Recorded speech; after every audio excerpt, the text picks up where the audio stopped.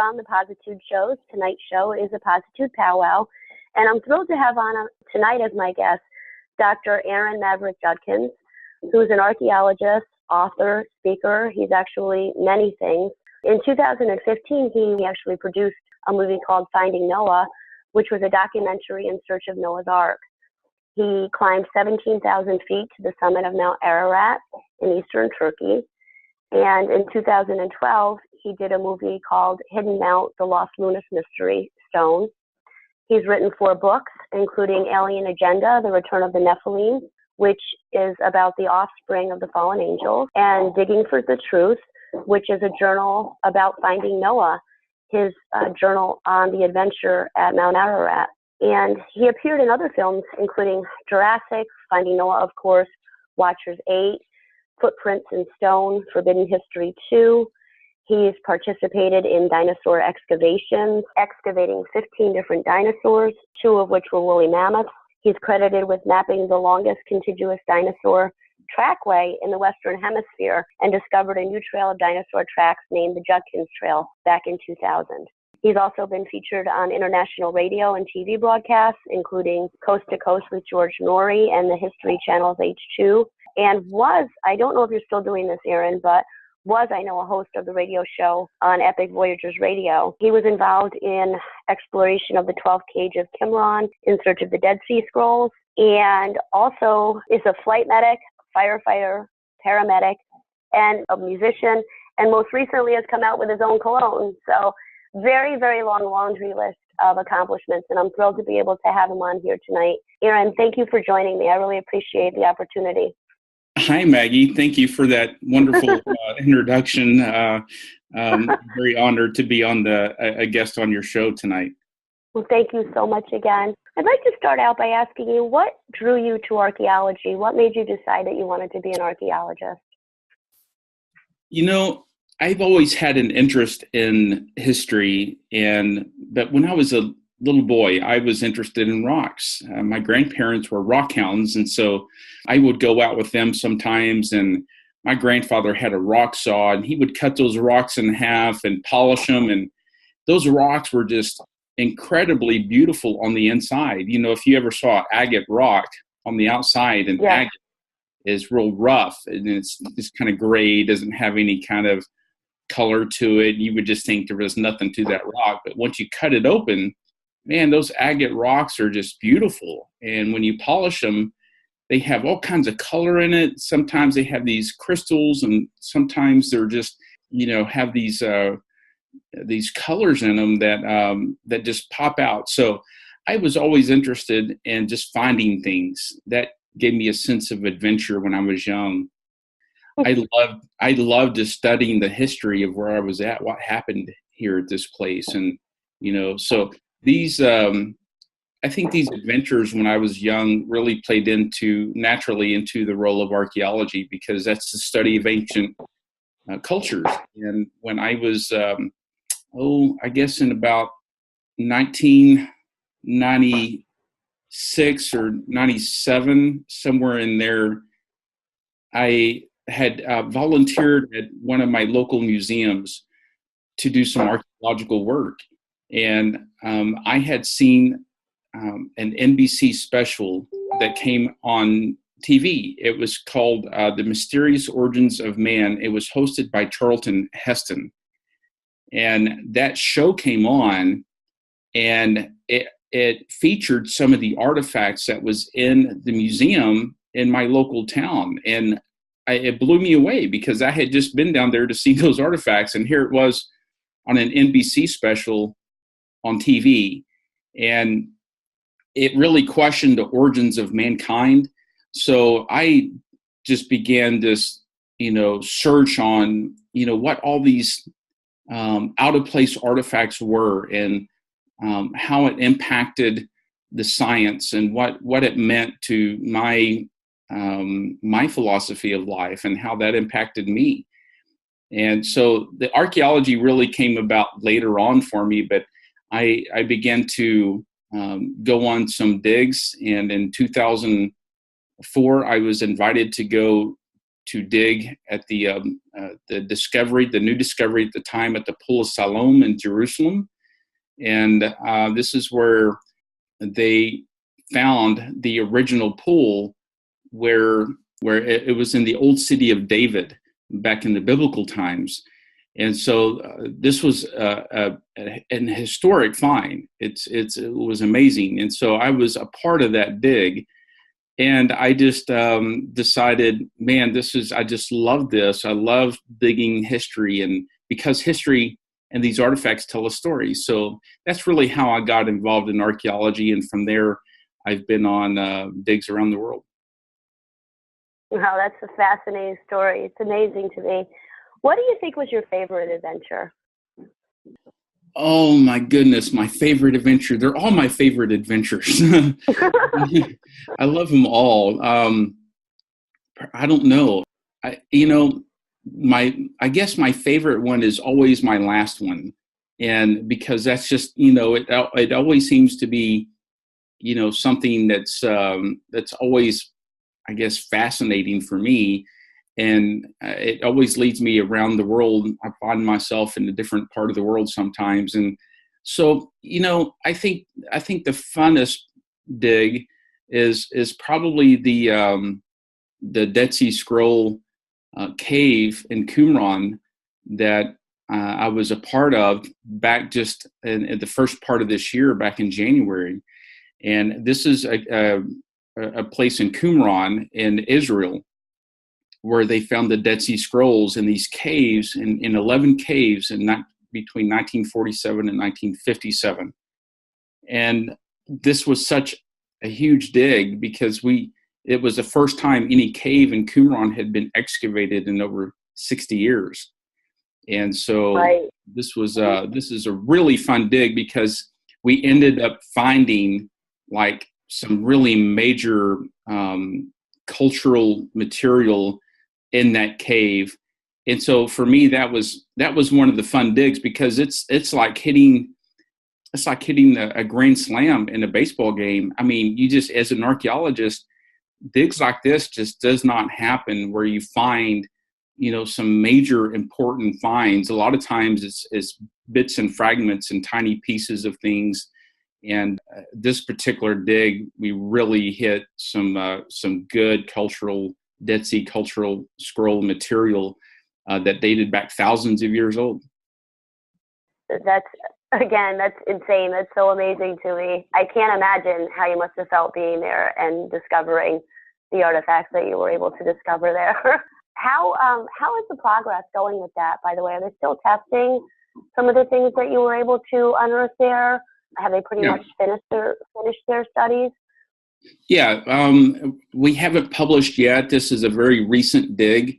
Sometimes it takes a while to process all those artifacts and then get anything published. The main leaders of the dig who were involved with that on the Israeli side through Hebrew University will be doing that along with Dr. Randall Price, who co-directed the dig out of Liberty University. So lots of work being done. Yes, we are still testing some things. We have some things that we can make public now. I tell you, when we first came onto some of these artifacts that we were finding, it was really tight security around that dig because of the implications of what we were finding.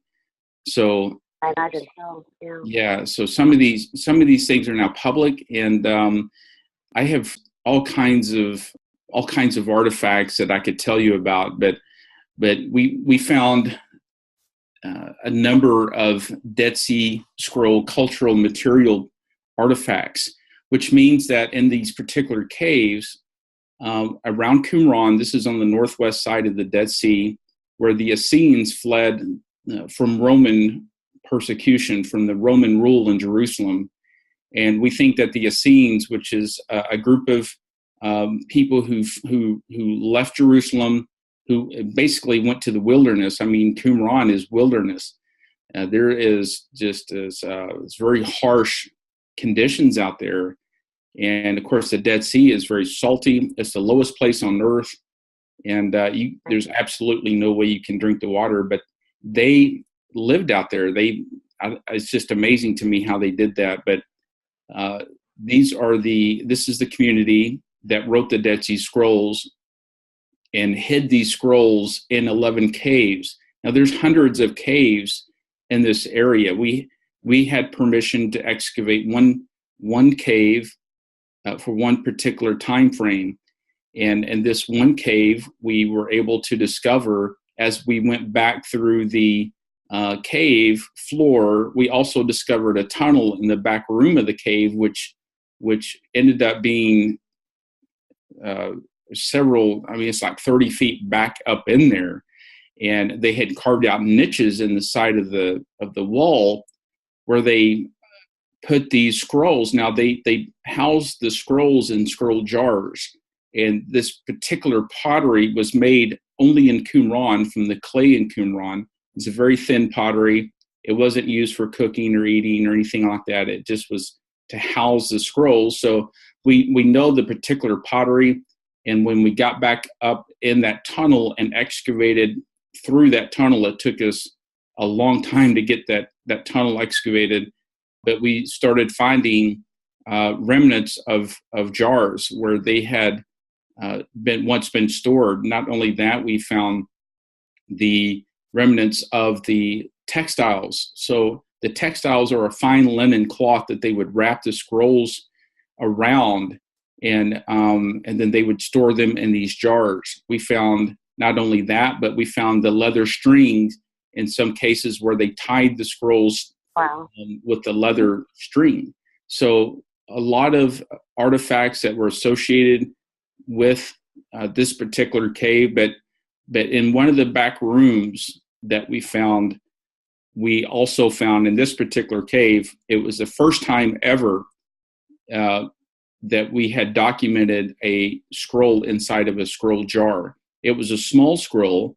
It wasn't one of the large ones like the Great Isaiah Scroll, but it was a small one. And the roof had collapsed on that side of the cave, and it crushed the jar, but the scroll was still in there. We're still testing that scroll.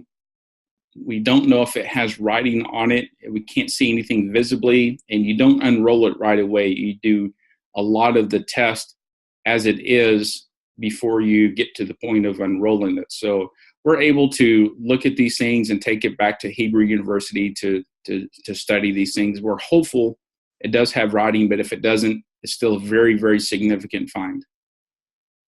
Absolutely. It's just, again, incredible stories. The whole idea of it fascinates me, especially as it relates to the biblical narrative. You know, that's something that I'm really interested in. And I find it so fascinating that you were able to do something like this. How did you get considered for this particular trip? Well, it goes back to Finding Noah. You mentioned that early on in the introduction. Finding Noah was a documentary film. It went out in theaters in 2015. It was the largest documentary film released in theaters at the time. It chronicles our expedition up Mount Ararat in eastern Turkey in 2013, in one of the last great searches for Noah's Ark. And so this film is now available for you to watch. It was in Walmart for a long time, but I think it's still on Amazon and some other places. But anyway, this film was one of the biggest expeditions I've been on. There was a lot of scientists on the team, two of which, Dr. Randall Price and Bruce Hall, who were with me in this particular search for Noah's Ark. Dr. Price was the director of the Qumran Plateau dig for the last 10 years. And the plateau is actually where the community lived. The caves were up, behind them, and they're scattered naturally. Most are natural, some are carved out of the sand there. But Dr. Price was the Qumran director there.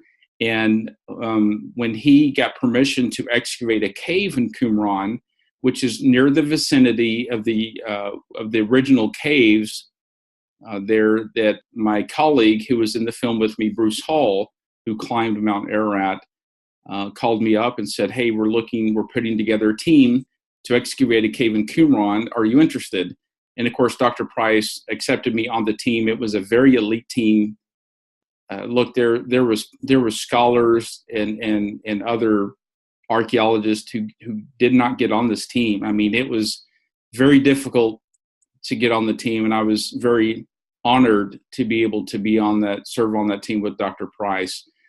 Several of us from Finding Noah, Dr. Price, Bruce Hall, and Dr. Price's son were all in on this dig in Qumran. So there were several of us there working together. But Dr. Price was the co-director of the Qumran cave dig, and he was working side by side with the Israeli Antiquity Authority, with Dr. Oren Gutfeld, who held the dig permit to excavate. So this was one of the, probably, I say the last dig is the funnest dig, but actually it was probably the most important excavation I've ever been on.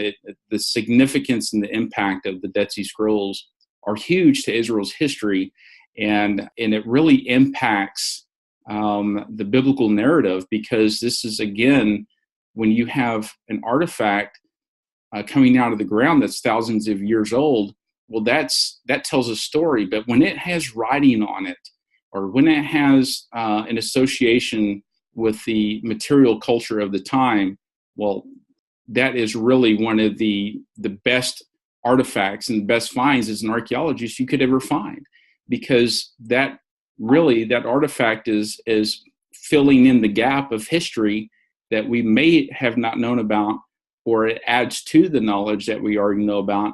So this was really, really probably the most important dig I've been on. Again, it's just amazing to me. I'm sitting here listening to you. I'm getting chills just thinking about the prospect of that and how exciting it had to have been for you. Wow. Would you say Mount Ararat was probably your most challenging adventure, right? Oh, no question about it. It was. If you see the film Finding Noah, I have copies that I sign autographed copies for folks. If you want to go on my website to order one, but once you find such a challenging mountain, that I knew it was going to be hard, but I didn't really realize how challenging it was going to push me to my limits. That last 3,000 feet, between 14,000 and 17,000, was just almost straight up. And our director of photography of the film, who had climbed Everest, told me Everest is obviously higher, but he told me that Mount Ararat was actually a more dangerous mountain than Everest ever is. Not really because of the altitude. The altitude is still very high, but it's because of what Everest doesn't have, and that's huge boulders and loose rocks and electricity, the electricity on the mountain, and the storms that hit every afternoon. You don't have those problems on Everest. Now, you can have lightning strikes, but it doesn't have static electricity around those rocks like Mount Ararat does. You have wild dogs, and you have, just these crevasses. Obviously, you have crevasses on Everest, but Everest is really frozen pretty solid. And in some cases, Mount Ararat can have melting glacier. And so it's very, very difficult to climb. When I was on the summit, and the film crew asked me, they said, "Hey, would you ever come back up here?" And I said, "Man, don't ask me right now, because the answer is probably no." But I would go back, knowing what I know now, because I know the challenge. I know that I can do it. It just pushed me to my limit. To be honest, you'll see in the film, there was a point that I just didn't know if I was going to be able to make it. But you kind of reach those challenges in life, and then you just, you put one foot in front of the other, and you just climb that mountain in baby steps. And that's what I did. And I just pushed myself, through the pain and the misery and the heartache, and really just challenged. And it really, was a physical challenge, but more than that, it was more of a mental challenge. And once I got past that, I was so glad that, I accomplished that. But just to get up there to start searching was an accomplishment just for me. So yes, Mount Ararat was very, very difficult.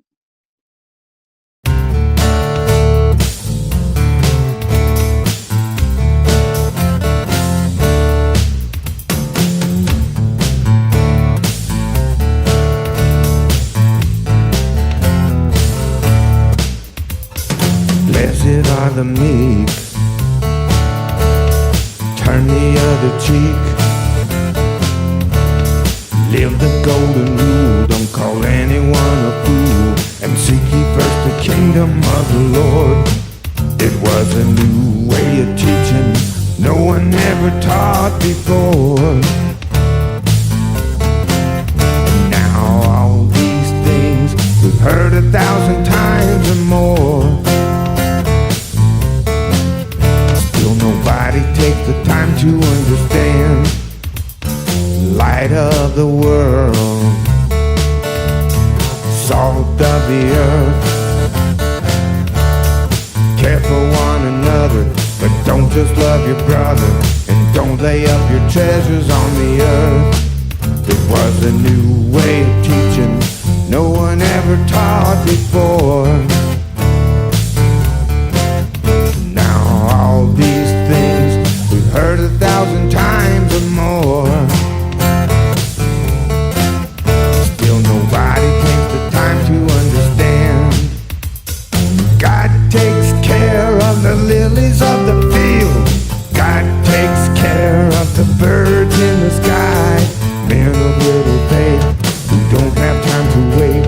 Now don't you think he'll do the same for you?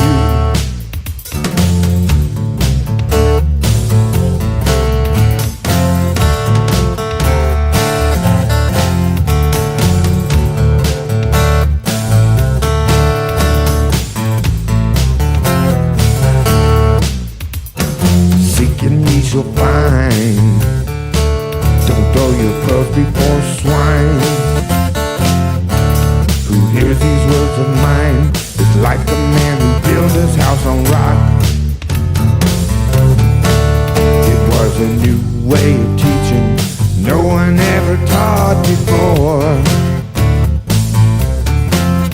Now all these things we've heard 1,000 times or more.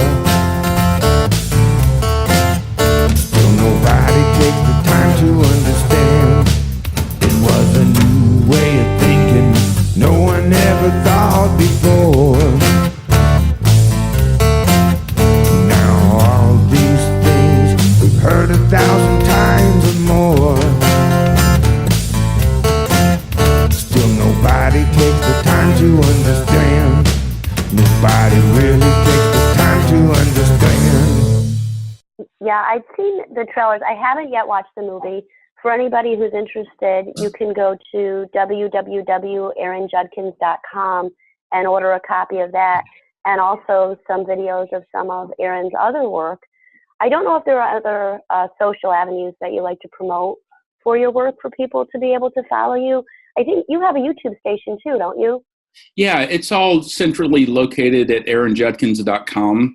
And so, yeah, that's really the main hub for people to go and follow me, follow the work that I do. Anything that's going on will usually get posted there at aaronjudkins.com. Mm-hmm. I had seen the trailer and one of the interviews that you had done regarding Ararat and the search for Noah's Ark. And I'm with you. I'm thoroughly convinced, even as a novice, that would be the location in which it lies, right? So what have you, the last article or interview rather that I had seen, you were still testing some of the wood. Is that correct? Have there been any further developments with that? Well, we were testing some samples that we brought up from the ice core drilling, and those samples were sent off to lab testing. It took a while for us to get that back.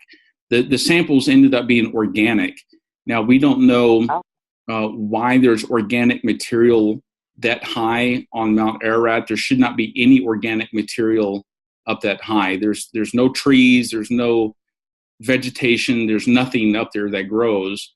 And so Right. we're kind of stumped on that.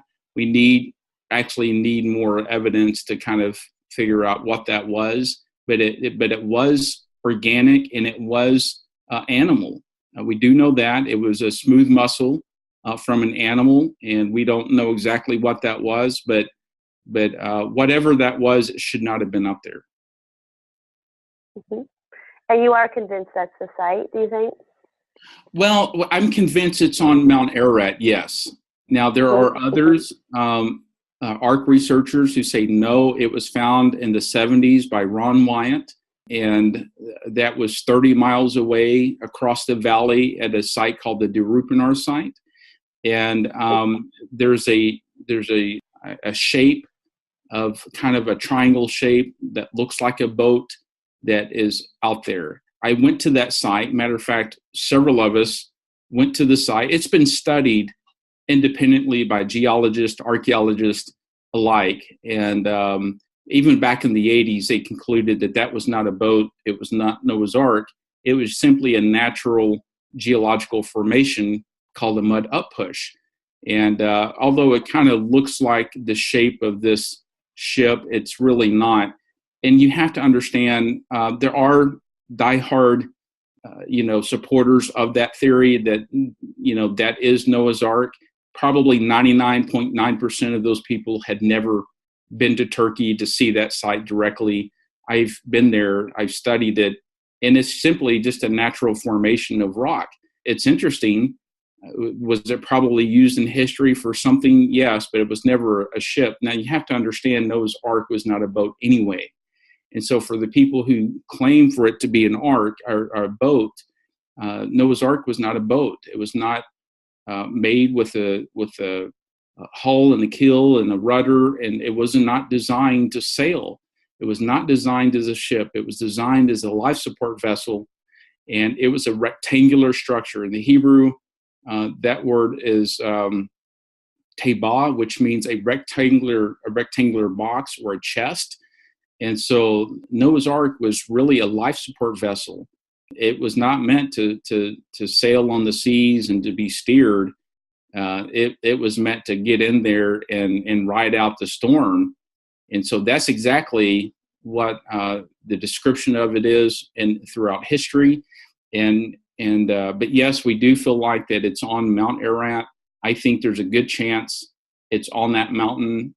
I guess the logical question that I get asked all the time is, well, why can't you just go up there and find it? It's not that easy.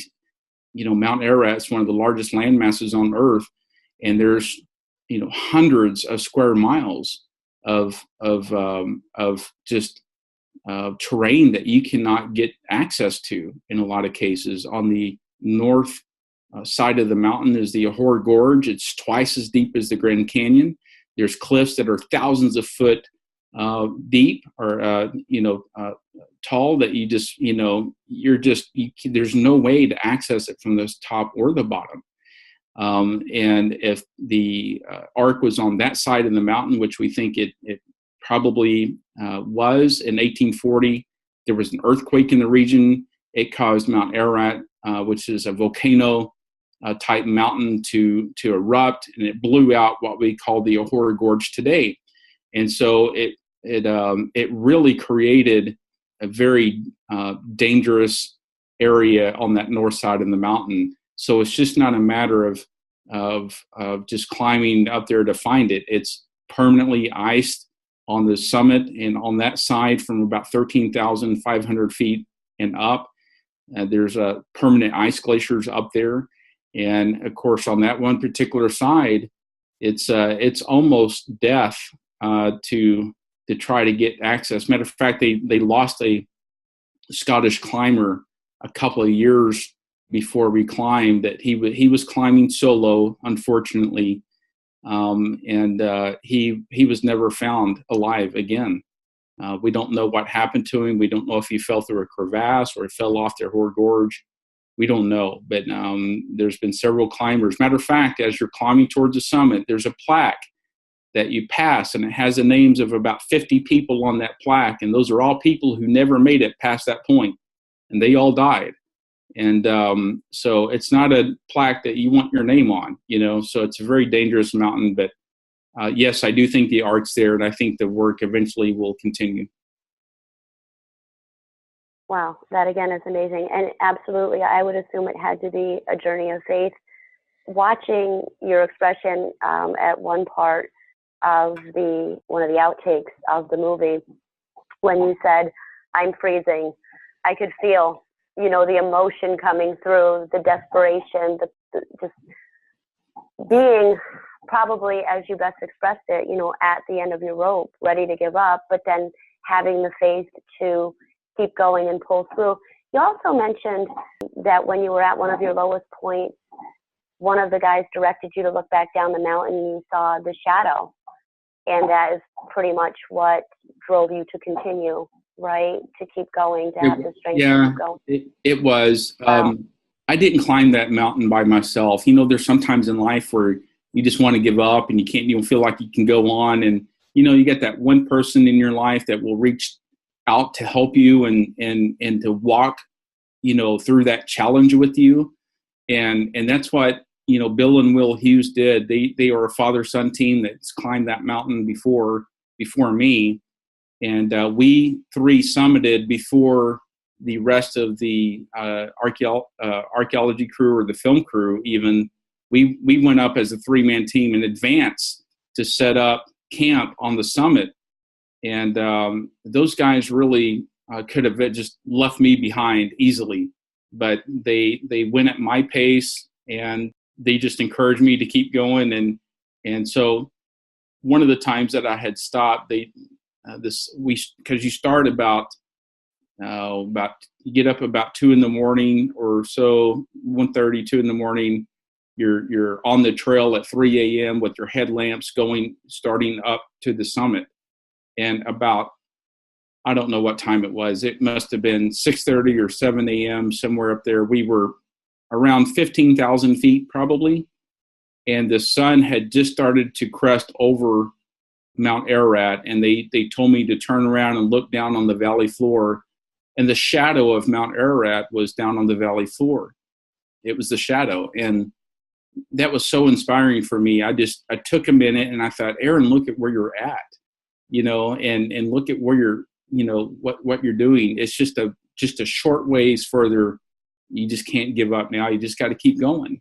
And so that little bit gave me the inspiration to keep pushing forward and accomplish really the mission of the whole mission. And that was to get up there to even start searching for the Ark. And so that was really, I think, one of the pivotal moments in the film for me is, hey, I can do this, and we're gonna do it together. So that was really one of the inspiring moments in the film for me.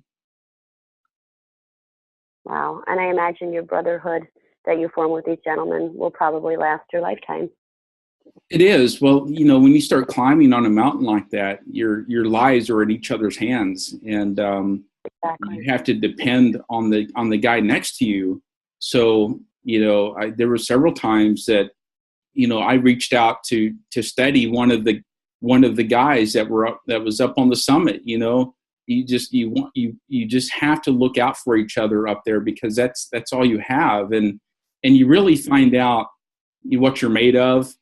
But you also find out that the bond that when you go through a challenge like that, it doesn't matter if you're climbing a mountain or if you're in combat in the trenches, with the guy next to you. It doesn't matter if you're running a marathon and whatever it is, those challenges, you go through them, and usually you're going through them with someone that's with you, and that just creates a bond that when you get through the other side of that challenge, you're thinking, man, I didn't give up on that, and I just kept going, but I didn't do it by myself. And this was I think I think the most incredible thing I came back with from Mount Ararat was that, matter of fact, when I came down from I descended. It took me a week to climb the mountain, and I descended the mountain in one day. Going down is actually harder than going up. It's more impactful on your knees and your joints and things like this. But I came off the mountain in one day. It took me about 12 hours from the summit, went all the way down, and then walked about 5 miles to the pickup vehicle. But when I turned around and saw the mountain and what I had just climbed and then climbed down from, I thought this was just, a challenge that I was so glad that I was able to do, because now I can look forward and think, man, if I can go through that, I can go through the next challenge, right? So that's kind of the way I thought of it, and I took something, from that with me, and I'll always remember that. Again, a very, very cool, inspirational story. Absolutely. I would think if you did that, you could do virtually anything that you set your mind to. And it's a testament to human will and faith and, the trust that you would have on others. That's just amazing to me.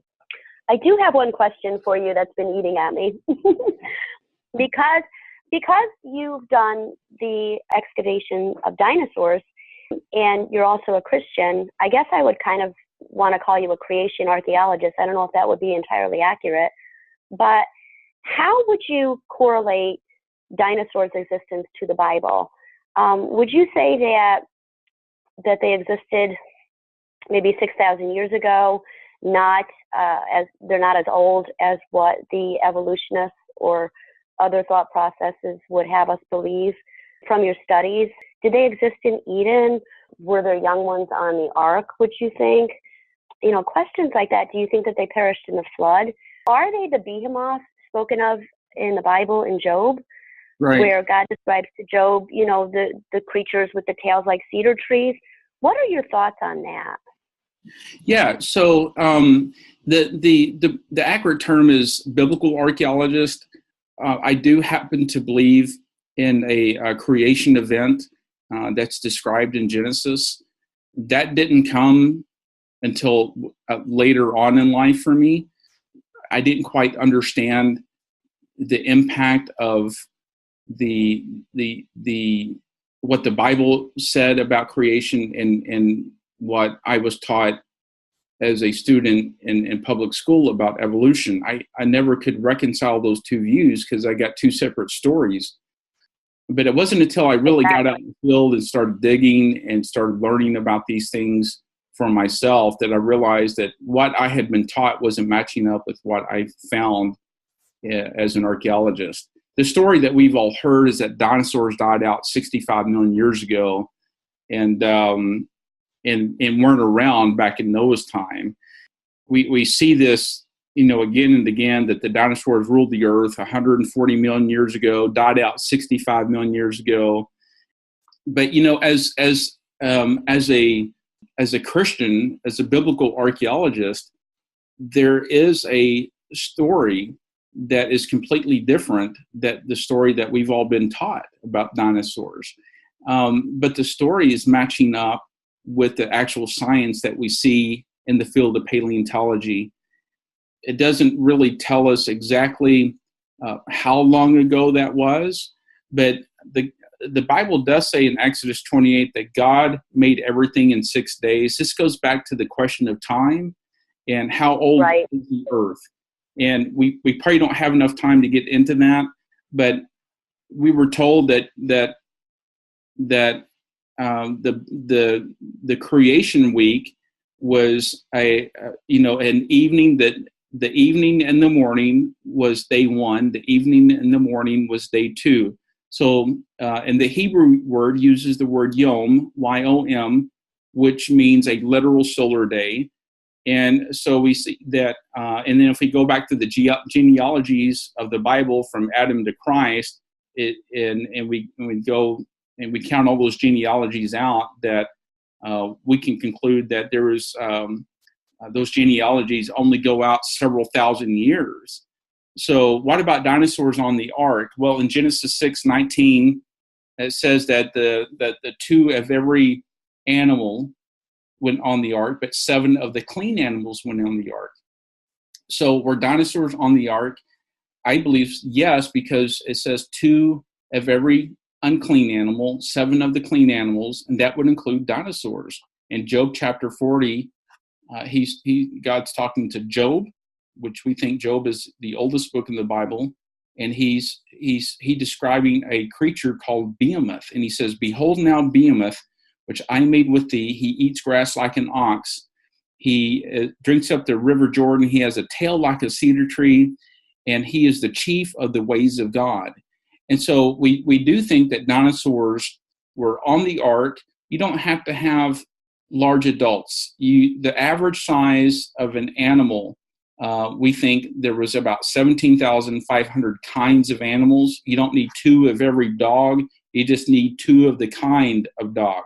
You need 2 of the kind of, of the elephant kind. You need 2 of the kind, of the feline kind. So you don't need 2 of every species. You need 2 of the kinds. And so mathematicians have looked at that, and they said about 17,500 kinds of animals that represented the animals. 2 of the uncleans went on, 7 of the clean animals. We think that that the average size of those animals was about the size of a sheep. So all you need is a juvenile, young dinosaur that would go on. You need a pink one and a blue one to make it work. And but yes, we think dinosaurs were on the ark. Why? Because even after the flood, even in Native American culture and in their pictographs and petroglyphs, we see that there is depictions of dinosaurs that go back post-flood. And so how did they know what a dinosaur looked like? How were they able to draw dinosaurs on if they'd never seen one? I think there's plenty of evidence of the medieval times. They were called dragons. There was no such term as a dinosaur until about 1840 when Sir Richard Owen coined the term dinosaur. Before that, they were known as dragons. And there's plenty of dragon legends throughout every culture, usually around the world. So I do think dinosaurs were on the ark because of the cultural history that's been reported about dragons. And so we see that there's a lot of these kinds of animals that were represented on the ark. There's a site in Göbekli Tepe. You probably heard about that in Turkey. They think it's a religious site, but there are animals depicted on these stone structures that are not indigenous to Turkey. And so as an archaeologist, I have to ask myself, why are they depicting animals that are not indigenous to Turkey? And I think it was because this was a couple of generations after the flood from Noah. And as they migrated, they ended up in this is about 500 miles from Mount Ararat.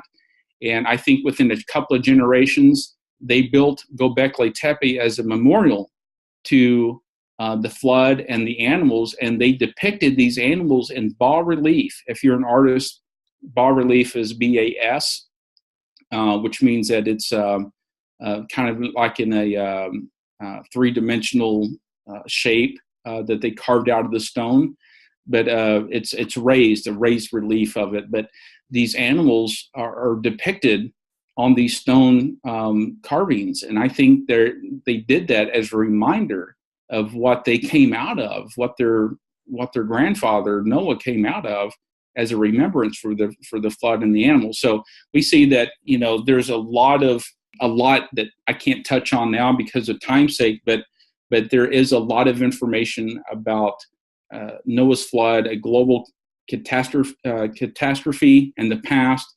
dinosaurs, etc. And that's part of really what some of my work has been about. Really, Maggie, has been about dinosaurs, about the age of the earth, what archaeology shows, what it doesn't show. Matter of fact, I'm going to be in a film that's coming out next month called Scientism Exposed.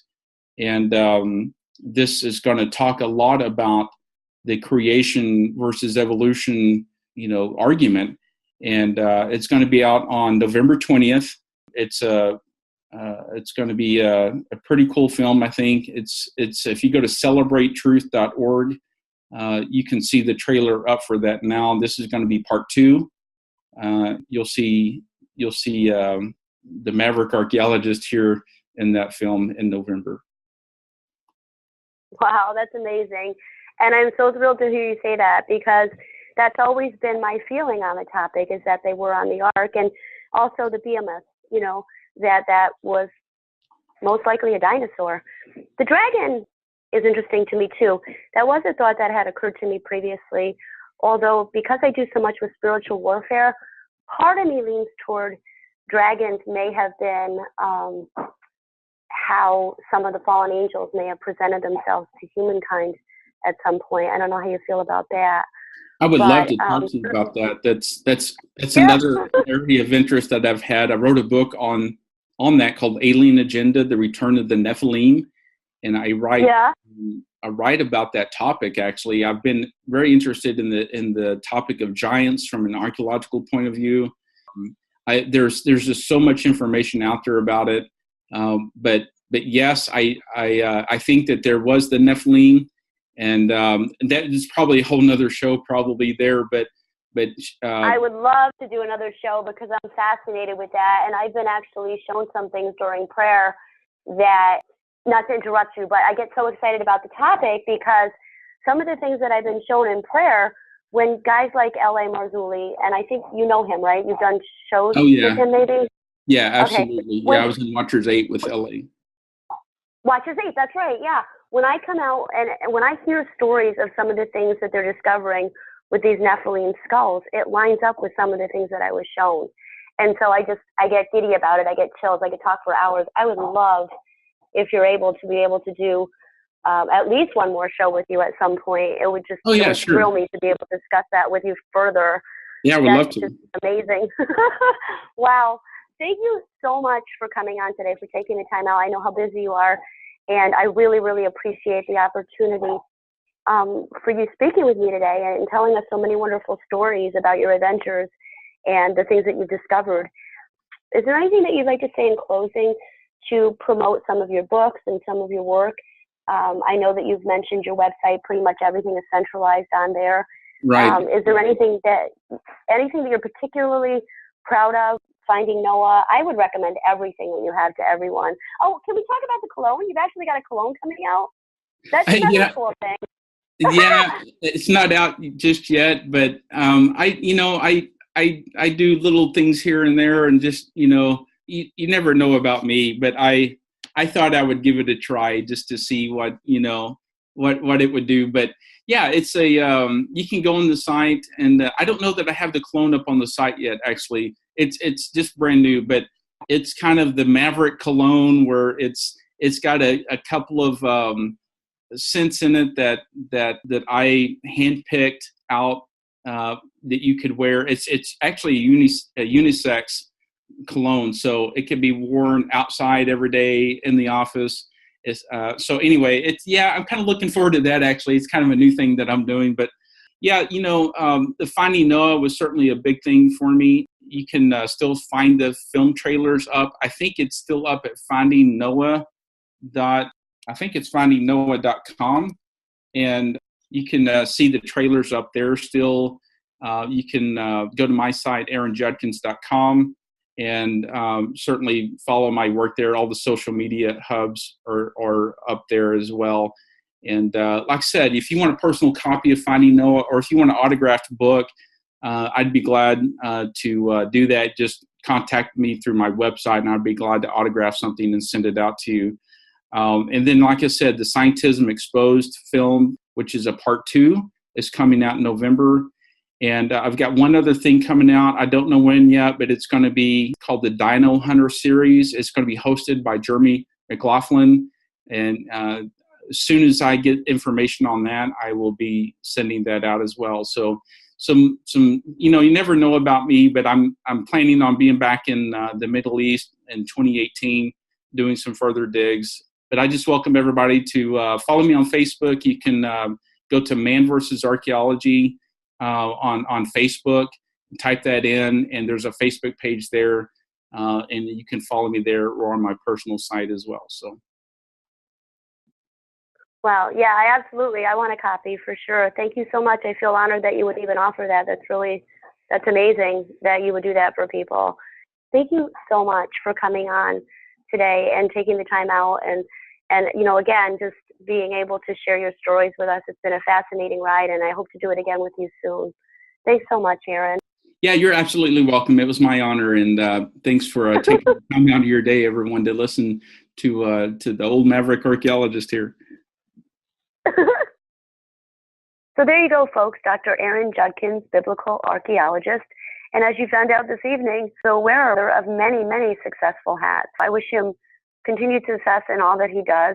I'm really looking forward to having him on future shows to talk about Nephilim, giants, dragons, whatever topic that we choose to discuss in the future. I'm sure that it will be very interesting, and it's totally in line with my thought processes. I love to talk about this kind of thing, and I hope that you love to hear about this type of topic matter, because you won't hear it on mainstream media, but there's much to learn. And, we'd like to just throw out our opinions to you and let you decide what's real. My opening and closing music, as always, was provided by my buddy Pat Carr. He's a great guy, originally from Louisiana. I love his stuff. The intermission song as well tonight, A New Way of Thinking, was provided by Pat.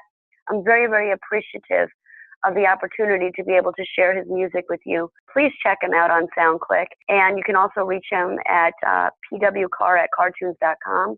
He's a wonderful guy. Please support him, and thank you so much for listening. Next week, we'll return with a new episode with my co-host, Ira, of the Positude Podcast.